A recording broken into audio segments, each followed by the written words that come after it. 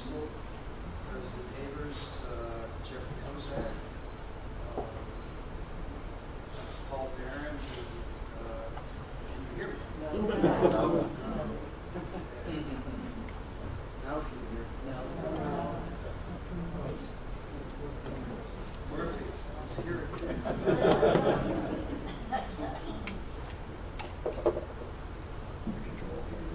Now can you hear me? Yes. Better? Why don't I just You're try? hearing it. I want to thank all those who made it possible to be here. I Barry, also Barry, feel- you need to use the microphone. I do need to use Yes, the microphone. for this Microphone- crowd, you need to use the It's microphone. not congenial to my purposes tonight. You need to turn quiet. Volume of the whole way. All right, now can you hear me? Yeah. All right. This is unorthodox. Let's do it.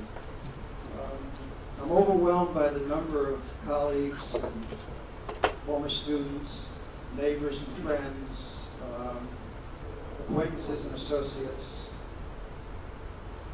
those who would like me to change the grade to a B after this.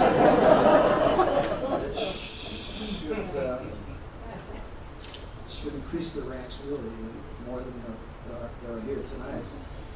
What I'd like to tell you is that I've written a different kind of book about George Marshall, and I want to share the distillation of it, the essence of it. It's a very odd place to be taking up this subject because implicitly what I'm going to be telling you is that Forrest Poe's 4-volume biography is something which is in need of revision. And of course, Forrest is looking down at both walls, and I'm making this unfortunate criticism in an auditorium named after him. But I think what we all need to realize is that, as I did when I began researching this book, that it's time to rethink George Marshall. That what we understand as George Marshall really requires an update.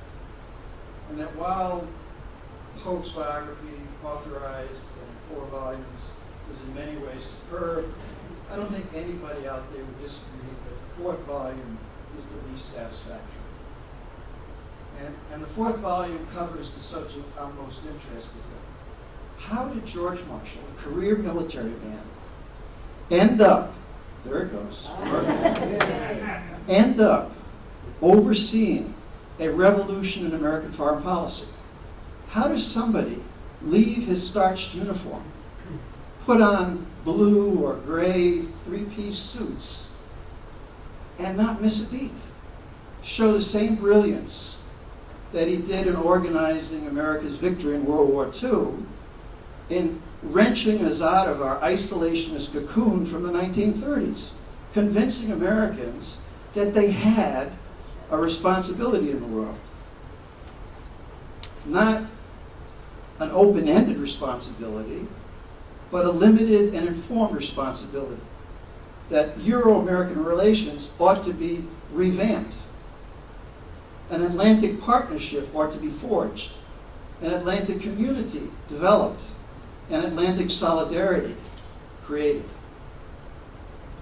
What an ideal time to be discussing these subjects, since for the first time since World War II, this revolution is in danger of being undone.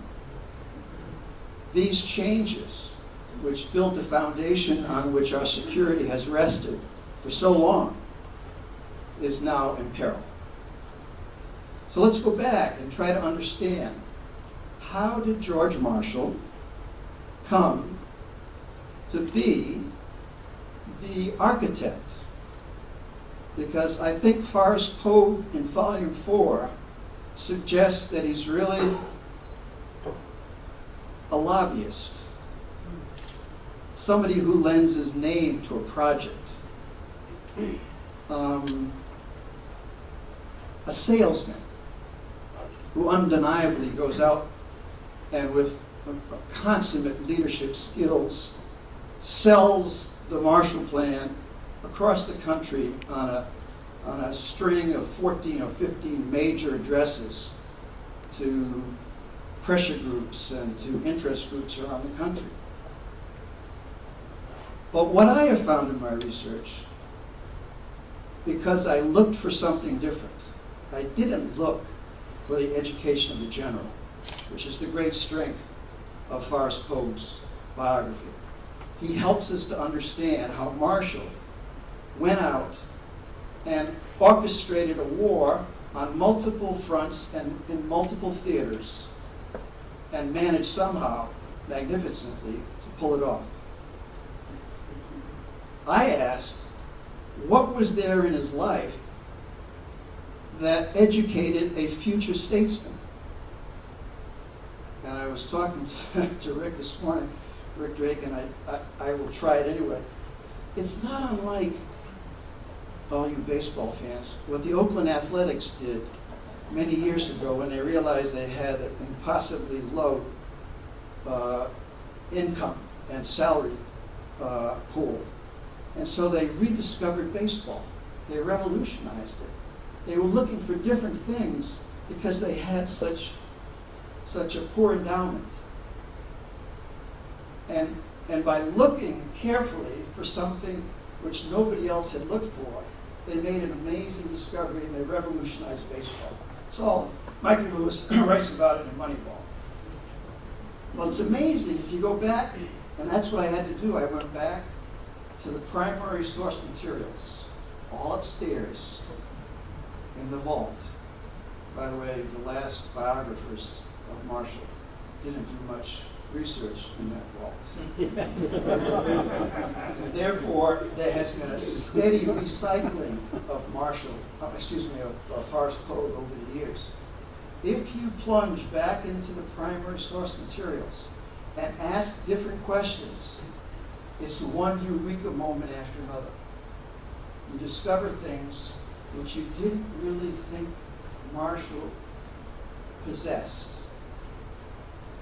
And the most important discovery I made is that there were 4 personal traits that Marshall possessed which molded his statecraft.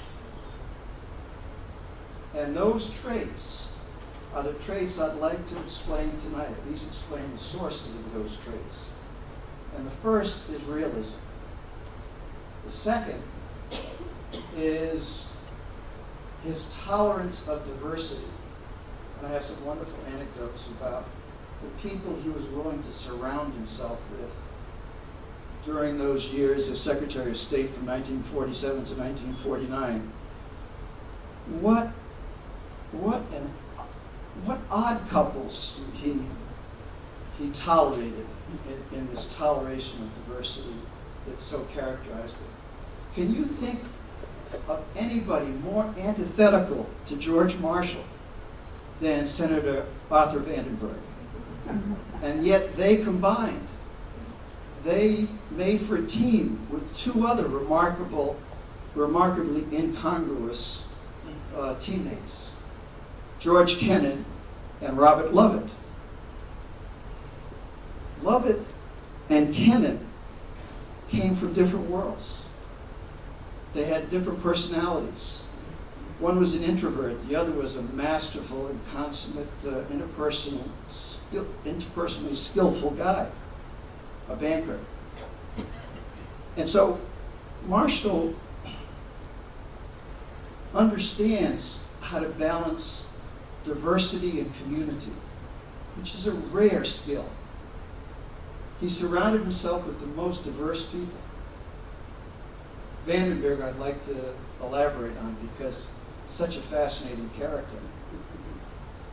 New York Times columnist Scott Reston, who was then the voice of the liberal establishment for the New York Times, said of Arthur Vandenberg, and just keep in mind, in your mind's eye, put Marshall over here. And of Vandenberg, he says, a loud, noisy, vain, overbearing man a man who seems to be able to do the impossible, to strut while he's sitting down. Marshall, what's Marshall doing associating with Vandenberg? Stylistically, they're so different. But Marshall understood, you must compromise. You must get along with a whole variety of people if you're to achieve your objectives. And Vandenberg is the indispensable man on Capitol Hill to get the European Recovery Program passed. Without Vandenberg, as Marshall confessed time and time again, there would have been no Marshall Plan. He's the paladin of bipartisanship. Every major piece of legislation, while he is chairman of the Senate Foreign Relations Committee, comes out of his committee with a unanimous vote. It has never occurred before or after in the U.S. Senate. He is, as much as Marshall is sui generis, so too is Senator Arthur Vandenberg. And who is Vandenberg? He's a former die-hard isolationist who in the 1930s encamped with the leader of the America First movement, how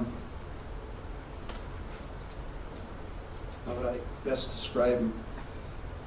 The patrician populist who owned and published the Chicago Tribune, Robert McCormick. They were best buddies in the 1930s.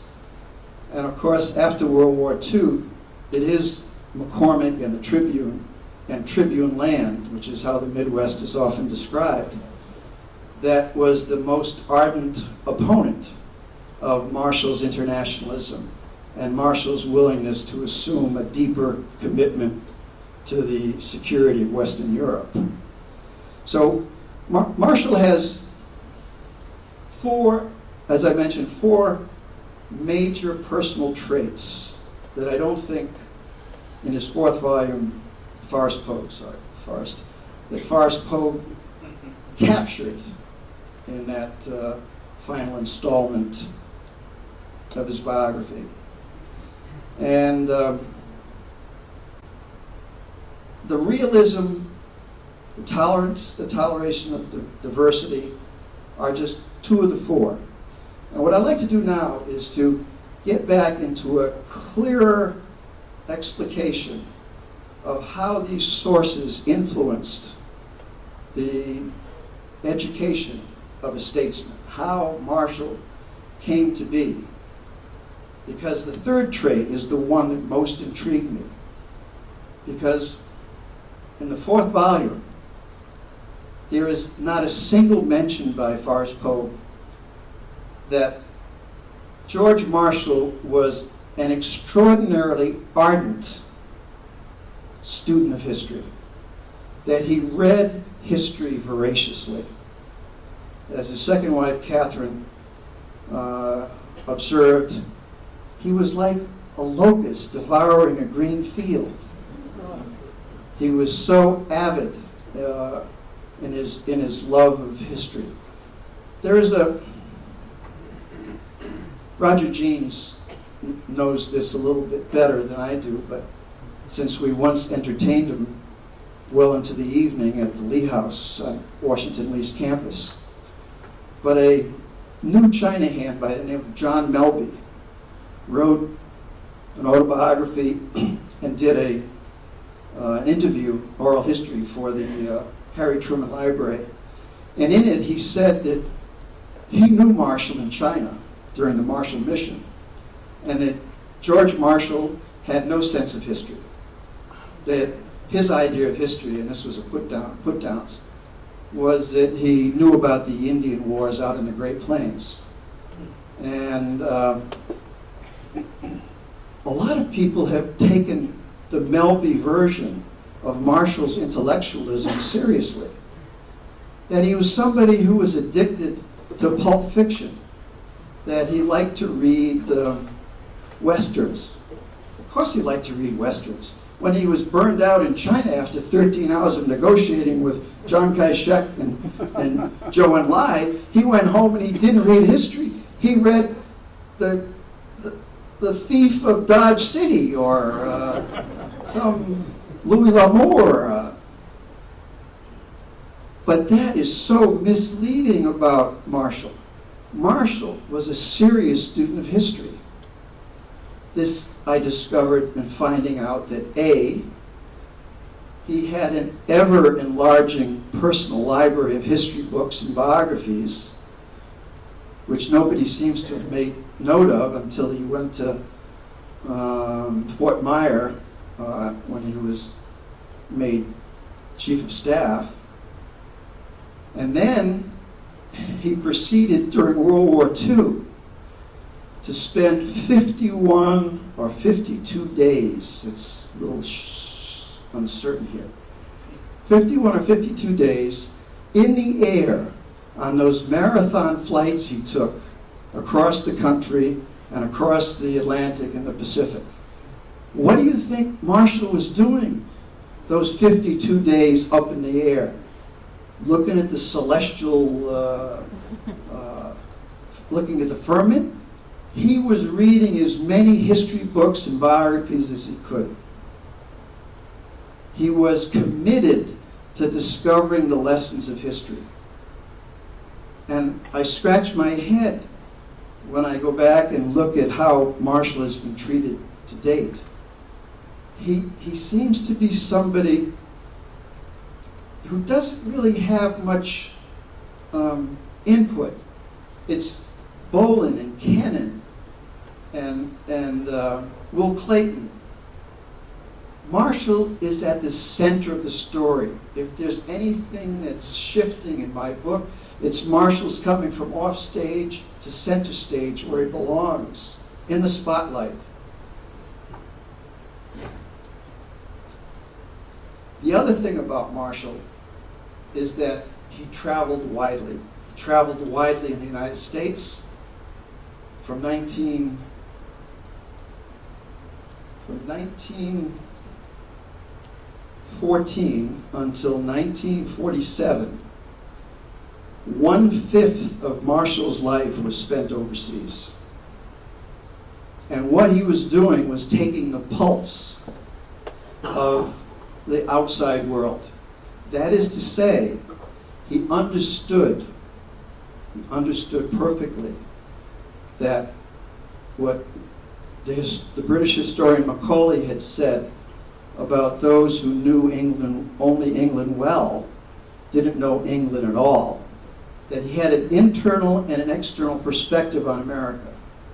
He had traveled to just about every region of the United States, had been posted in almost every region of the United States, and he had spent, as I mentioned, roughly 20% of his life overseas, which included more than 2 years in France during World War I, 3.5 years in China, and believe it or not, there is an important section of my book which makes much of the fact that he spent 3 years in Chicago. Why is all of this foreign and domestic travel important? Because there are limits to book learning. Marshall had not only vicarious understanding of the world from his enormous, prodigious appetite for history and biography, but he knew China. He knew France. In World War I, he was billeted in farmhouses in the countryside. He came to know artisans and peasants and workers and farmers. And he listened. And when it was time to fashion the Marshall Plan, those insights that he had acquired in World War I were still militating in his consciousness. Because, among other things, when the Marshall Plan is conceptualized, while he believes that change is important in Europe, he believes that too much change is going to be an unacceptable thing. because he understands how bound to tradition the people in France he had come to know over 2 years of living with them intimately. Secondly, about his French experience, he developed a lifelong friendship with his landlady, Madame Jouat. She extended to him so many kindnesses that he never forgot how important she was for his getting through that extraordinarily dismal fall of 1917. When things were difficult for the 1st Division, he's trying to train troops with no weapons, no shoes, no manuals. He's weeding out the drunks and the deadbeats. And he's coming home at night after 12 hours of working. He finds that if it wasn't for his landlady, he's not sure that melancholy would not have taken over, or pessimism. He is eternally grateful to his French landlady, and he never forgets her. And I will argue, as I do in my book, that he ends up seeing Western Europe in part through the Gallic lens that he had acquired between 1917 and 1919. And he thinks of all French suffering as the suffering he had seen firsthand in Madame Jouat's house, whose son had been captured and was a German prisoner of war at Verdun, captured in the Battle of Verdun. Those intimacies that he experienced in France carry over, and his affection for Madame Jouat is something that he transfers to the French people in World War II, when it's time to conceive of the Marshall Plan. What larger significance does this have? If you study what he is experiencing in France in World War I, then it dawns on you that this man doesn't bring to the design of the Marshall Plan just ideas. He brings heart. He brings feeling. And it puts the lie to the thing which Dean Acheson had said about Marshall, that he only had personal feelings for his wife, Catherine. That's a nice, chilly comment, but a terrible self-delusion. Marshall had personal feelings, and those personal feelings are invested in the Marshall Plan. It's not just a cerebral geopolitical exercise. He has heart, and what he also has is conscience. Because Marshall has a realism that derives from two heretofore unappreciated sources. I mentioned this in an earlier talk up at Dodona Manor in Leesburg. The first, believe it or not, is that Marshall, the man who juggled Odd Couples, has two historical role models. In 1,900 pages of Forrest Pope's biography, this is not mentioned. I call it the Grand Canyon of oversights, the Grand Canyon. The two historical role models are Benjamin Franklin and Robert E. Lee. Benjamin Franklin is never mentioned by Pope. He's only mentioned in passing by Ed Craig. And everybody else basically goes in lockstep with Forrest. Franklin can't be important. He's not mentioned by Forrest Pope.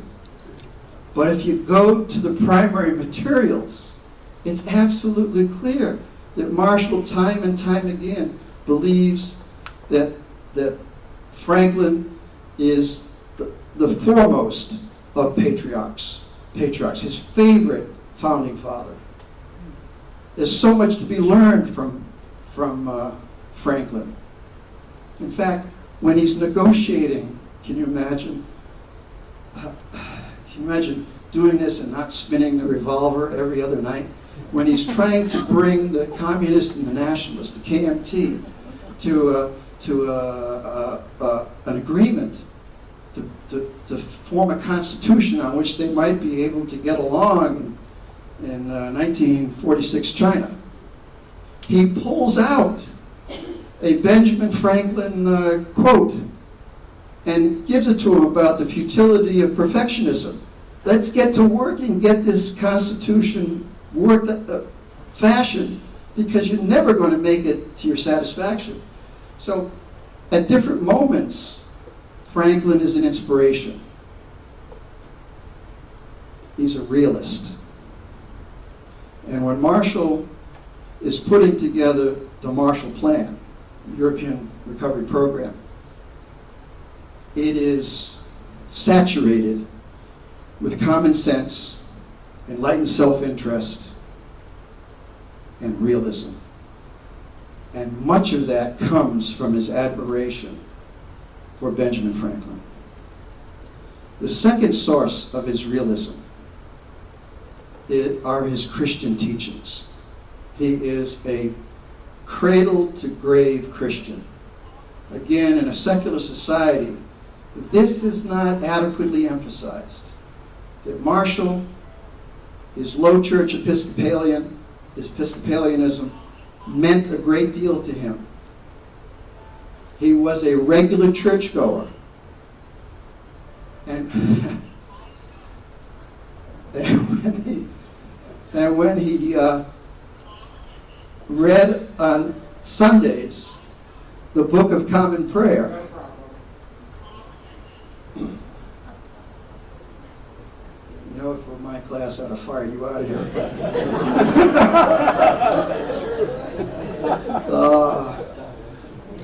The two main sources of his realism is his low church Episcopalianism, for which I owe a great debt, as I mentioned earlier, to David Hines, whose research has been so helpful here, and Benjamin Franklin.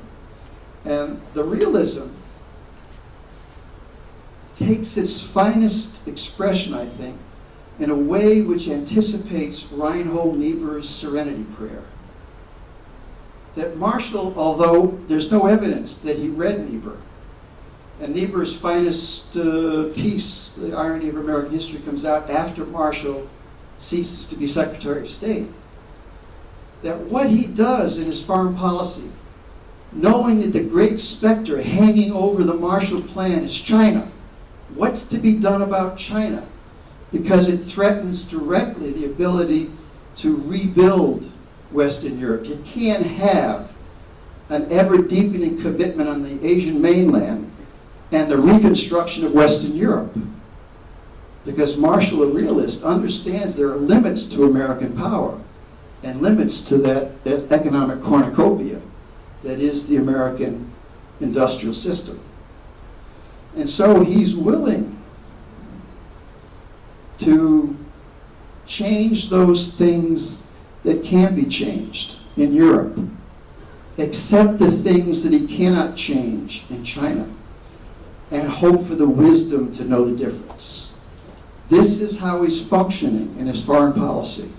It is a practical manifestation of Reinhold Niebuhr's Serenity Prayer.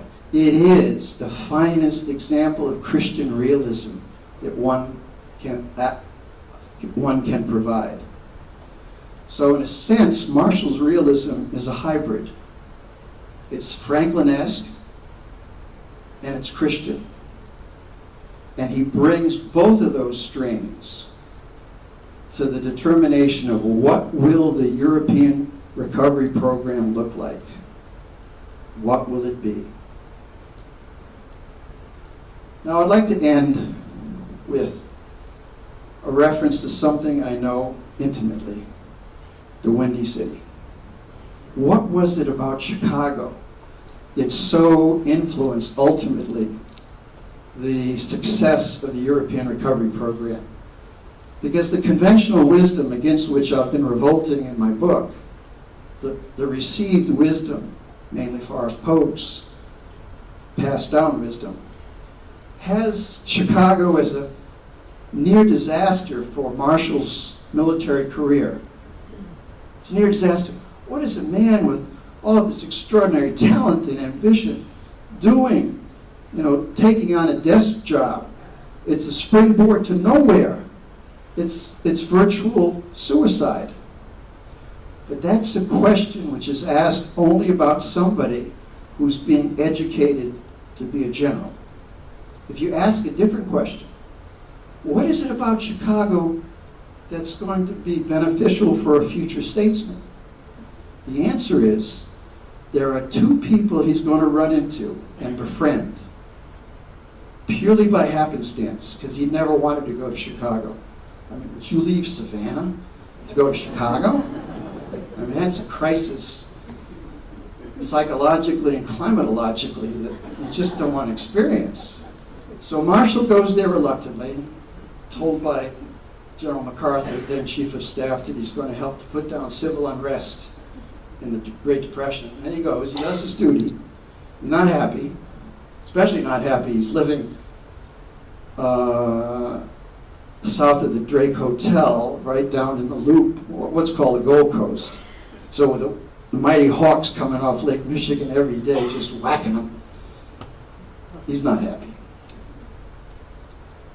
But there are two people that he comes to know well. One man is named Charles Dawes, and the other man is named Robert Rutherford McCormick. Charles Dawes gets a Nobel Peace Prize in the 1920s for having attempted privately the reconstruction of Europe after World War I. A very elaborate and complex scheme that involves currency stabilization, private loans. It is a forerunner to the Marshall Plan. Marshall, in one of the greatest coincidences, these things happen in Marshall's life. He's forever saying, I can't believe the convergences that are going on in my life. Marshall's office, he's chief instructor of the Illinois National Guard. Talk about a come down for a regular Army officer. He's got to go out to Chicago to deal with the Illinois National Guard, whose greatest fame was helping chase Pancho Villa across the southern border back in 1917. And Dawes has his office in the same building on LaSalle Street that Marshall does. And every day they converse. Now, what can you imagine will be a benefit to the man who will later win a Nobel Peace Prize for organizing a governmental program, massive and colossal, that will reconstruct Western Europe, having had many conversations with the man who ended up failing to do that in the 1920s, because the Dawes Plan, as it was known, eventually proved inadequate for Germany's reparations and Western Europe's needs. So there is this extraordinary unintended consequence that comes from Marshall going to Chicago. He knows something about how to try, how not to try to reconstruct Western Europe. He has become the close personal friend of Charles Dawes, author of the Dawes Plan. And what is the second intersection? The unintended consequence? He comes to know Robert McCormick, the high priest of America First. Yes, there once was an America First movement. It was in the late 1930s. And nobody was more vociferous in his advocacy of America First. I mean, he was as blustering a chauvinism as the wind coming off Lake Michigan. Ironically, the Tribune Tower is right there on Lake Michigan, on Michigan Avenue, right off Lake Michigan. At any rate, what Marshall did was he came to know McCormick well. He read his paper every day, which was really fake news. It was something else. It's an alternative reality if you go back and read the editorials of the Tribune in the 1930s and 40s. Eventually, they are friends right up until Pearl Harbor. Because Marshall understands it's a terrible mistake to burn bridges to Franklin Roosevelt's most vitriolic critic. That's the nature of Marshall's compromise, his ability to be realistic. Just like his ability to be realistic explains how much diversity he tolerated within the inner circle of his foreign policy making. And so, he is, in a way, having gone to Chicago, forearmed. He has foreknowledge. He knows what he's going to be up against, because in the fight for the Marshall Plan, the most extreme opponents, the most ardent critics, are the McCormick-led isolationists from the Midwest. He knows his enemy. He's a student of Sun Tzu. The book is on his shelf in his library at quarters number 1 at Fort Myer. And having known McCormick, he knows who can best deal with McCormick, a former isolationist named Arthur Vandenberg.